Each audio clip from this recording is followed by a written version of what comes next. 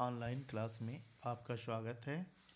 बच्चों, आज हम लोग जामुन की पेड़ नामक पाठ का व्याख्या अंश देखेंगे। इसमें व्याख्या इस पाठ का हम कैसे कर सकते हैं। रात को बड़े जोर का झक्कड़ चला। लेखक लिख रहा है कि रात को बड़े जोर का झक्कड़ का मतलब क्या होता है? तूफान होता है, आंधी चला। सेक्रेटेरिएट के लॉन में जामुन का एक पेड़ गिर पड़ा। सवेरे को जब माली ने देखा तो उसे पता चला कि पेड़ के नीचे एक आदमी दबा पड़ा है। सेक्रेटेरिएट मैंने बताया था, सेक्रेटेरिएट का मतलब होता है सचिवालय। सचिवालय के लॉन में अर्थात मैदान में एक पेड़ गिर गया था, बहुत भारी पेड़। माली दौड़ दौड़ करके चपरासी के पास जाता है।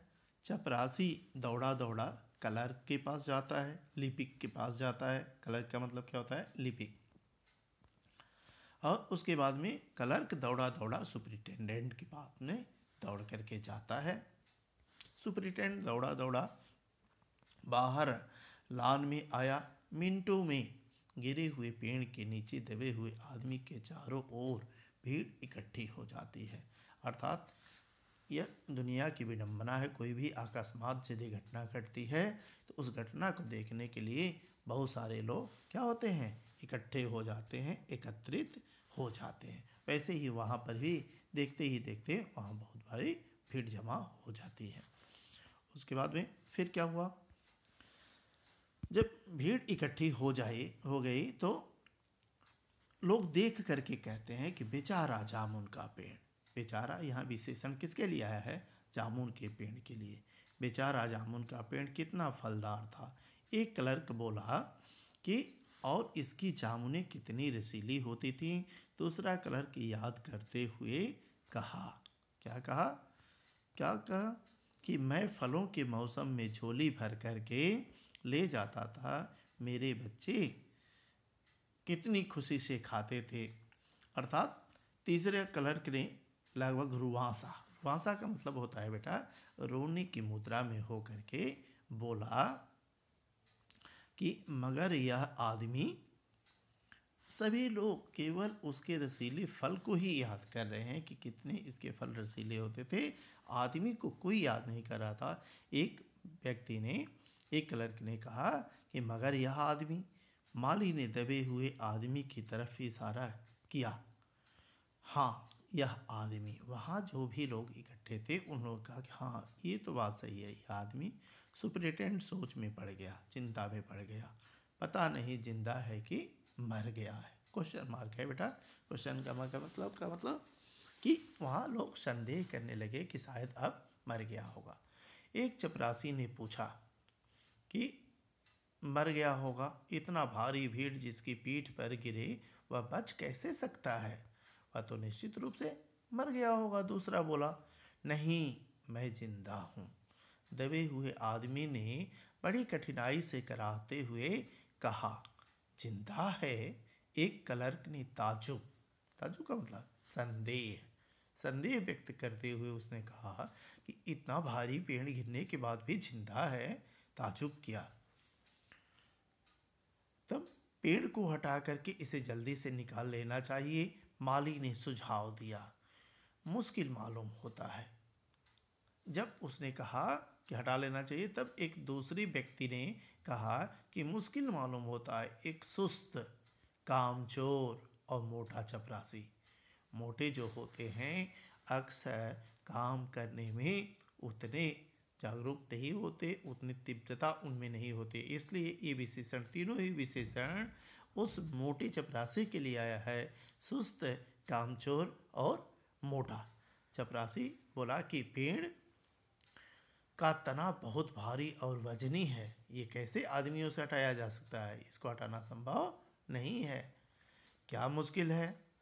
माली बोला। माली उसका उत्तर देते हुए कहा कि क्या, कौन सी मुश्किल है?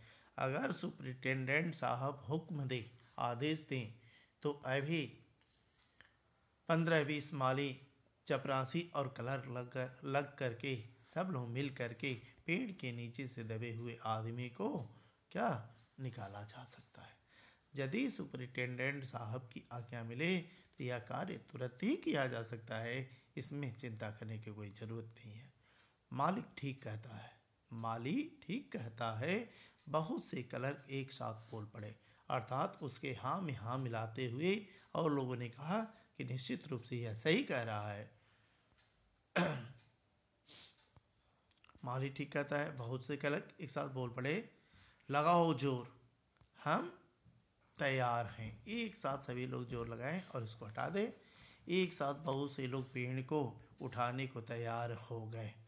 ठहरो, देखो बेटा, दोनों तरफ से इन्वर्टेड कामा लगाया गया है और संबोधन का चिन्ह है, इसलिए यहाँ रुक करके पढ़ोगे।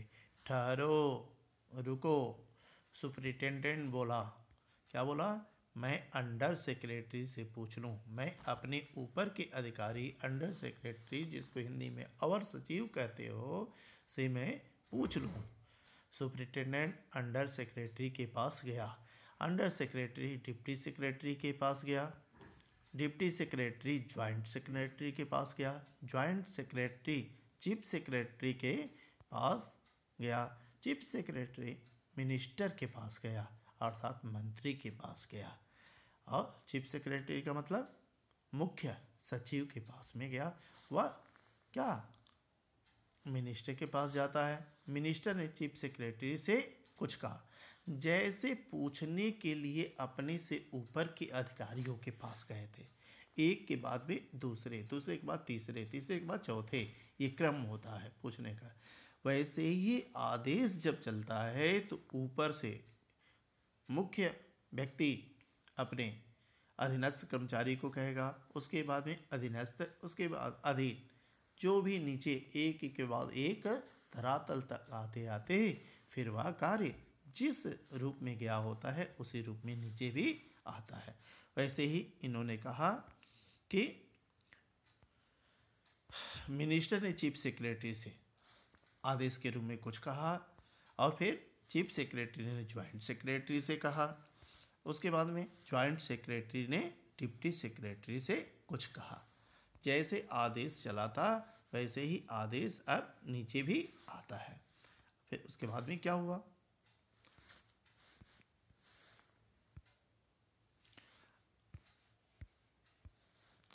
अब फिर उसी तरीके से आदेश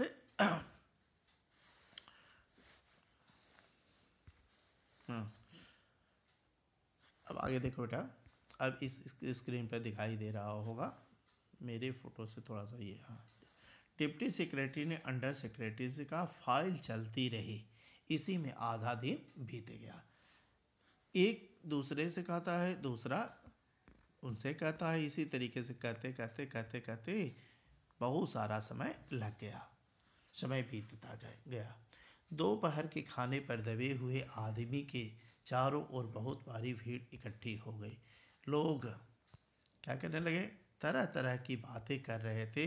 कुछ मनचले क्लर्कों ने समस्या को खुद ही सुलझाने के लिए क्या सुलझाना चाहा कि किसी मामले को बहुत अधिक तुल देने की कोई ज़रूरत नहीं है, इसको हम लोग खुद ही सुलझा लेते हैं। वे हुकूमत के फैसले के इंतज़ार किए बिना पेड़ को अपने आप हटा देने का निश्चय कर रहे थे कि इतने में सुपरिटेंडेंट फाइल लिए भागा भागा आया मैंने दौड़ा दौड़ा आता है और कहता है कि हम लोग खुद इस पेड़ को नहीं हटा सकते, हम लोग व्यापार विभाग से संबंधित हैं और यह पेड़ की समस्या है जो कृषि विभाग के अधीन है, उनके कब्जे में है। मैं इस फाइल को अर्जेंट करके मुख्य करके मार्क करके कृषि विभाग में भेज देता हूँ, वहाँ से उत्तर आते ही इस पेड़ को हटवा दिया जाएगा। दूसरे दिन कृषि विभाग से उत्तर आया, फाइल भेज दी जाती है कृषि विभाग को। कृषि विभाग से उत्तर आता है कि पेड़ व्यापार विभाग के लान में गिरा है, इसलिए इस पेड़ को हटवाने या न हटवाने की जिम्मेदारी व्यापार विभाग पर पड़ती है। अब इस कार्य को कौन करेगा? व्यापार विभाग कर सकता है, इसमें हमारा विभाग कृषि विभाग कुछ नहीं कर सकता है।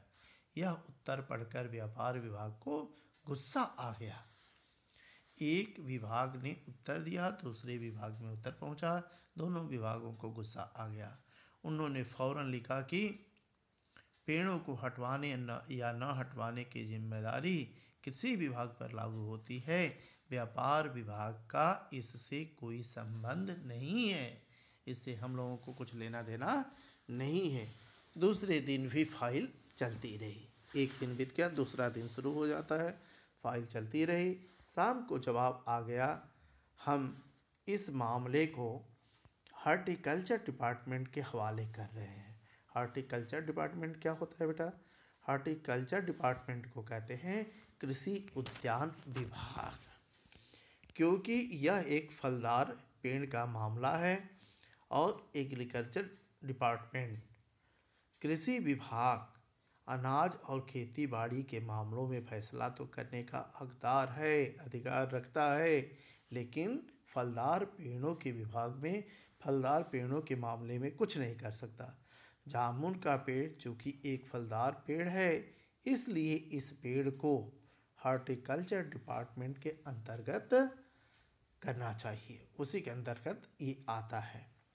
रात को माली ने दबे हुए आदमी को दाल भात खिलाया। अब देखो, यह इनकी व्यंग प्रधान लेख है कि दबा हुआ आदमी जिसके ऊपर पेड़ दबा हुआ गिरा हुआ है, तना गिरा हुआ है, और वह खाना खाएगा, लेकिन दबे हुए आदमी को माली ने खाना खिलाया, जबकि उसके चारों ओर पुलिस का पहरा था कि कहीं लोग कानून को अपने हाथ में लेकर के पेड़ को खुद से हटवाने की कोशिश ना करें।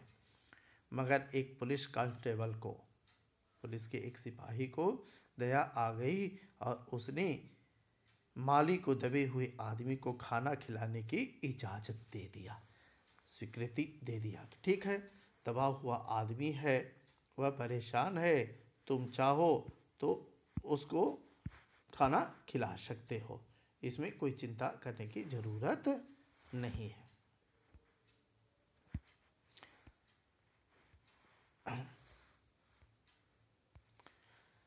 माली ने दबे हुए आदमी से कहा, तुम्हारी फाइल चल रही है, उम्मीद है कल तक फैसला आ जाएगा। घबराओ नहीं, तुम्हारी फाइल चल रही है, कल तुम्हारी फाइल पर फैसला होगा, फैसला आ जाएगा, जैसा होगा वैसा किया जाएगा। दबा हुआ आदमी कुछ नहीं बोला। दाल भात खिलाता है, ये अक्सर देखा गया है कि जब कोई कार्य किया जाता है, कुछ होता है तो ज़रूर उससे कुछ बात करते हैं लोग।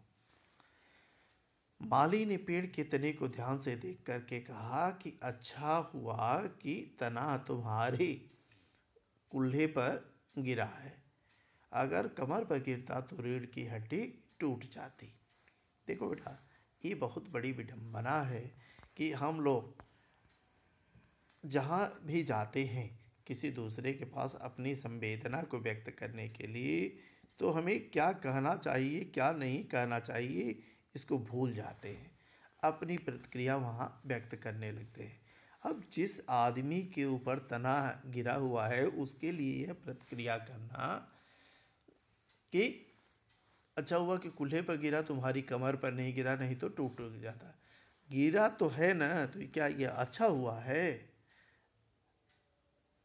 जैसे किसी के घर एक्सीडेंट हो, दुर्घटना हो, तो जाकर कहें कि बहुत अच्छा हुआ है कि दो ही मरे, नहीं तो पूरे के पूरे मर जाते, दो मरे ही क्या कम है?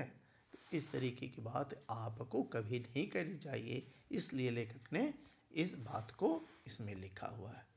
फिर देखिए आगे, माली ने पेड़ के तने को ध्यान से देख, हाँ ये तो अभी हो गया।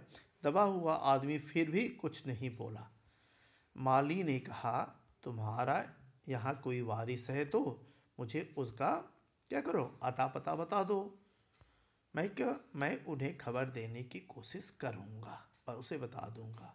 तब दबा हुआ आदमी बोलता है कि मैं लावारिस हूँ, मेरा कोई यहाँ देख रेख करने वाला नहीं है। दबे हुए आदमी ने बड़ी मुश्किल से कहा, और माली खेद प्रकट करता हुआ, दुख प्रकट करता हुआ वहाँ से हट गया, चला गया। तीसरे दिन हार्टिकल्चर डिपार्टमेंट से जवाब आ गया और वह जवाब व्यंग्यपूर्ण था।